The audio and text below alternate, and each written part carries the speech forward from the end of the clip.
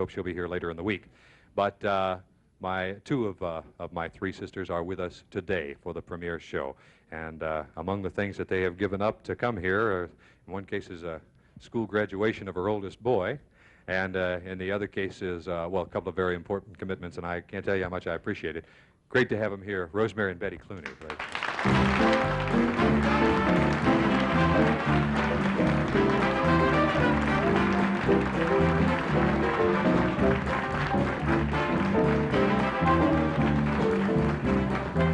Hey, I get the mic. I get the mic. Ha!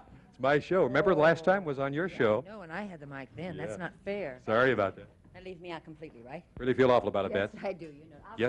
Yesterday, we went to Maysville. We sure did. Didn't we have fun? Rosemary came in, Betty came in Saturday night, and we decided, well, let's drive to Maysville. And we did on Sunday. The reason we drove to Maysville, the specific reason, was because there's a place down there called the Maysville Lunchroom that has the best Coney Islands in the whole world. We drove to the Maysville Lunchroom and had 2 Conies apiece, and they tasted great yesterday and don't taste too bad today. Isn't that the truth?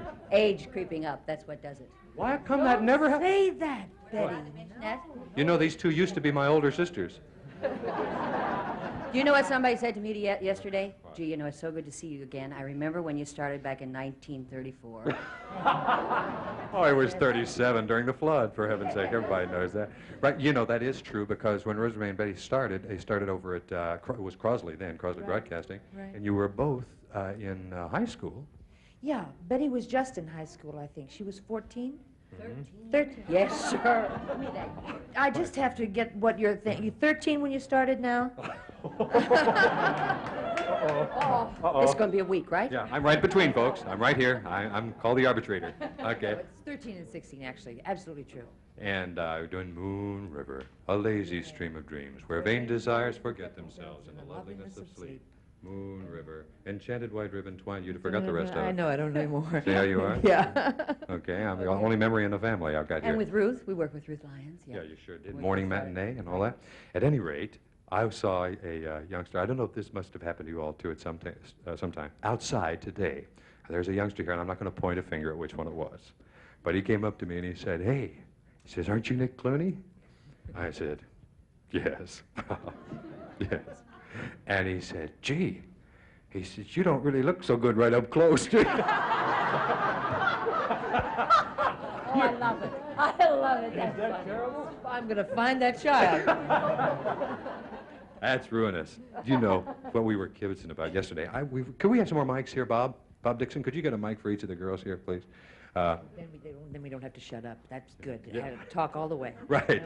We were kidding around yesterday, and you know, nostalgia time. We were chasing a few ghosts around the streets of Maysville and elsewhere in our conversation, and we were talking about, naturally, when we were kids, and we talked about, among the other things, I used to be a songwriter when I was little. I wrote when I was about 6 or 7 years old. I wrote the songs.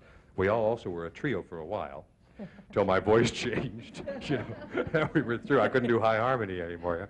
But I used to write songs, and these 2 used to encourage me and tell me they were the greatest songs in the world. Now, and what I didn't know is when they went outside, they were laughing right up their sleeves at these sensational songs of mine.